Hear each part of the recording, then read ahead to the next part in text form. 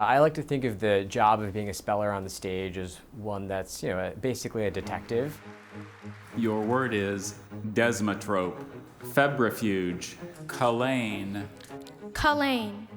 And the different pieces of information you're asking for are these clues that help you solve the mystery.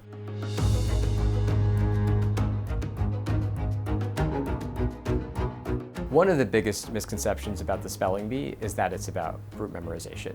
The notion of memorizing 50,000 words, first of all, you could memorize 50,000 words and you still wouldn't get very far because now your word bank has to be 120,000 words in order to win.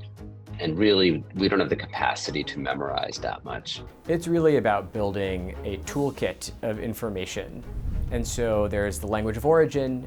That's kind of the first question that most spellers typically ask. Could I please have the language of origin? May I have the language of origin? Could I have the language of origin?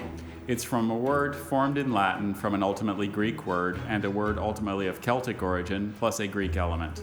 English is a crazy language. It's a Germanic language, so it starts from those roots, but it's come into contact with so many languages. It went from Latin into French before becoming English. There's Greek, there's Arabic, there's Hindi. Ajivaka is a noun from Sanskrit. Chinese, Japanese. It's from a Burmese geographical name. Hawaiian and other Polynesian languages. Old Norse. Avahi is from a native name in Madagascar.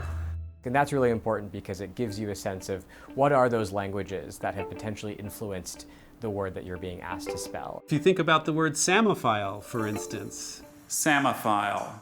It really helps to know your Greek roots because it starts with an S sound, but the spelling starts with P-S-A-M.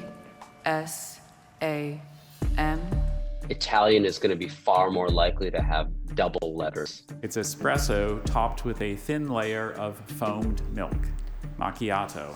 The K sound may be a CH in Latin. Eliodicon. But it may be a K if the word comes from Greek.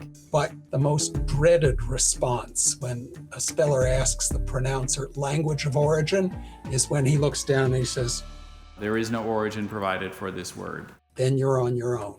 The second piece of information that I see spellers ask the most often is the definition. Can I have the definition? Definition, please. May I have the definition, please? The definition is really important because you can then take the language of origin, you can think about the definition and how there may be root words that may be in the word that you're being asked to spell. Could I have the definition? Oosorption is reincorporation of ripe or developing eggs that constitutes a physiological response of a parasitic hymenopteron to the absence of the appropriate host. Does it come from the Greek oon, meaning egg? Yes. There are two more pieces of information you can ask. One is the part of speech. May I have the part of speech? What's the part of speech? It's a noun, neraini. So if you think about words like hilarious is an adjective. And adjectives, those are almost always spelled O-U-S, versus something that ends in the U-S and doesn't have the O is oftentimes a noun. G-R-U-S, egagris? Correct. Thank you. And then lastly, you can ask for the sentence. Could you use the word in a sentence? The object on the desk looked like a dirty sponge, but Giselle picked it up and discovered it was a hunk of mollicite. And sometimes hearing it in a sentence really does that trick where it just helps jog your memory. M-O-L-Y-S-I-T-E, mollicite. That is correct. Thank you. It's these language of origins, it's these root words. And just knowing those skills can probably get you to 70-80% of the way there. That is correct. Thank you. That is correct. Thank you. That is correct. Thank you.